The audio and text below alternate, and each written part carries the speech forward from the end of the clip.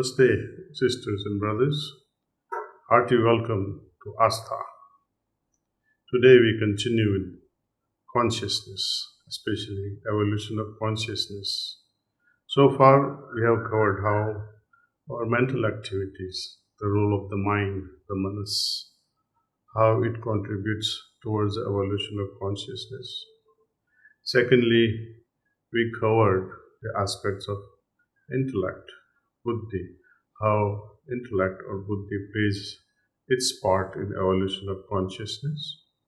Today, we will take up the third aspect, ego, ahankar, how ego or ahankar is playing its vital role in whether or not the expansion of evolution of consciousness occurs.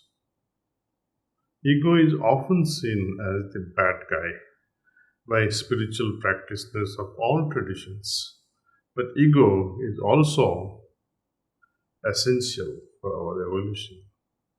It is the active function of the mind, the doing, thinking function, and we need it in every aspect of daily life, even to have craving to evolve. It gives us our identity. Then where have we gone wrong? Let's see. In Hindi, multiple phases of ahankar or ego are discussed. Swabhiman, Garv, and Gaman are some of the examples of phases, rather various phases of ahankar or ego. If you say, I am Ganesh, brother of Kumaresh, the great violinist duo, imagine what happens to your consciousness when you are not what you are saying. You see, ego manifests in many ways. For example, in a music concert, when suppose Shashank, the great flutist, is playing his flute, and it gives him so much of joy, and the audience reciprocates accordingly. But as an artist, he will not be happy unless he surpasses his previous performances.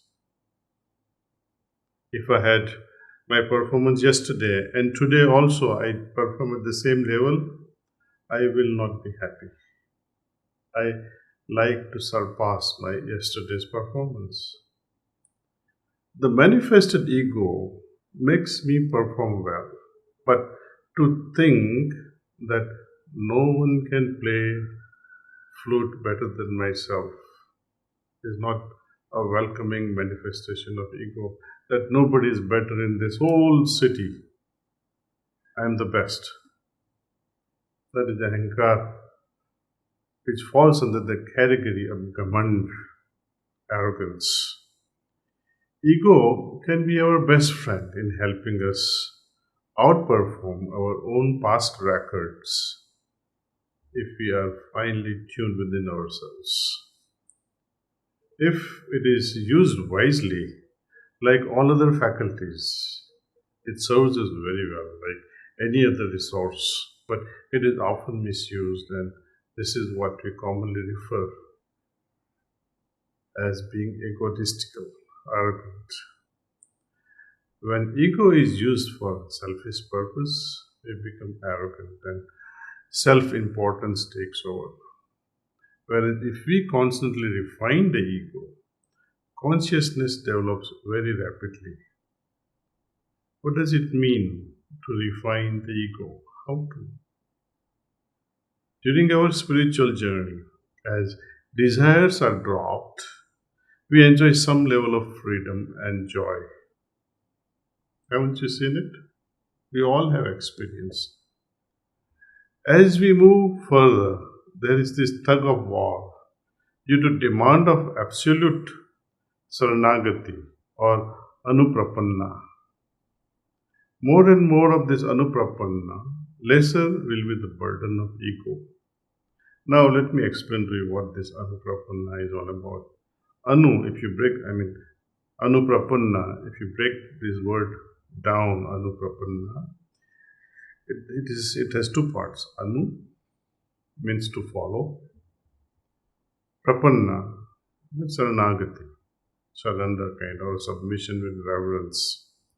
It is not a forceful or enforced level of submission. It, it is something that comes from within, from your heart, that I need to reverentially take Saranagati, the feet of the Lord, and follow it consciously.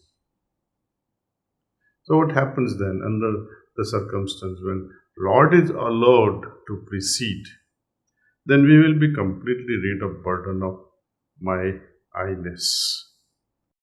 This allows me to experience total bliss. Now, the burden of my I-ness, burden of ego is gone. So you'll have absolute bliss. Earlier, we were burdened with desires. That prevents us from being joyful.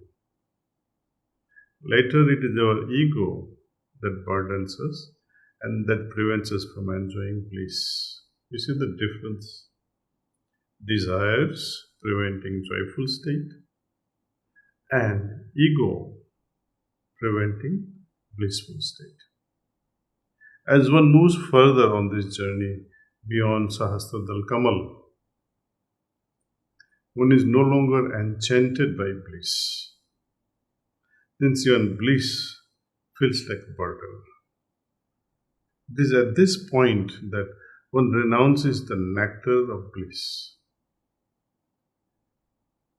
But often people, they are mesmerized by such Chit Anand state that one gets to experience while at this particular chakra, Sahasra Dal Kamal.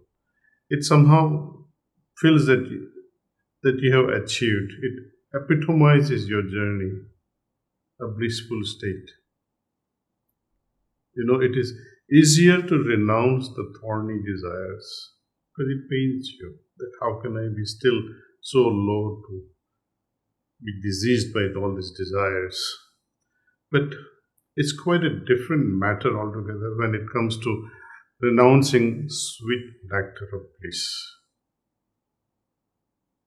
But as one develops more and more reverence, more and more love towards the Lord, Anuprapanna kicks in. And because of that, you seem to somehow sublimate your ego and it becomes a reality.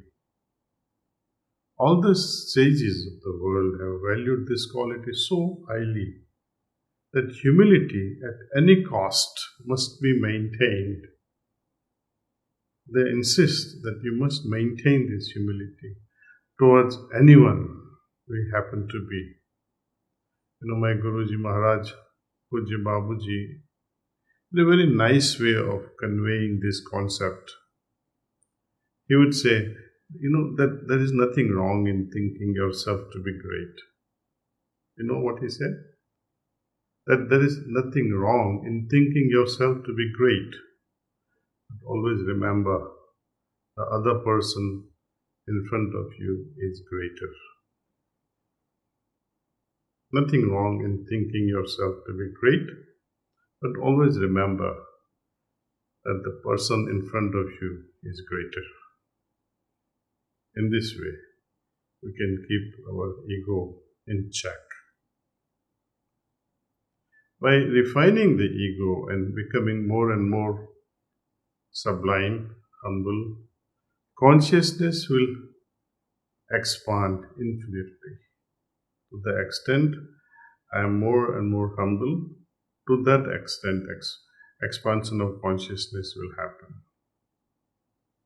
And more arrogance kicks in my heart where it becomes so heavy. Under the burden of this ego, I don't think consciousness, which is so refined, can expand at all. In fact, it will contract. And contraction of consciousness is also a problem. Imagine if a rock has the opportunity of becoming divine, and unfortunately, if human being with their selfish, greedy ideas, with their ego, allow their consciousness to contract, it will go towards that end, rocky end, solid end, cross end. Now, coming back to this idea of refinement of ego, we often wonder, how am I supposed to arrive at refined state of consciousness? By making use of ego. Heartfulness were practices, with pranahuti especially, when meditation, cleaning, and prayer are prescribed. They will all lead us towards this experiential expansion of consciousness. Now, amazing things happen. In our next session, I would like to take how this consciousness and Panchabhutas are interrelated. How the Panchabhuta qualities, either they can help us expand or they can contract our levels of consciousness.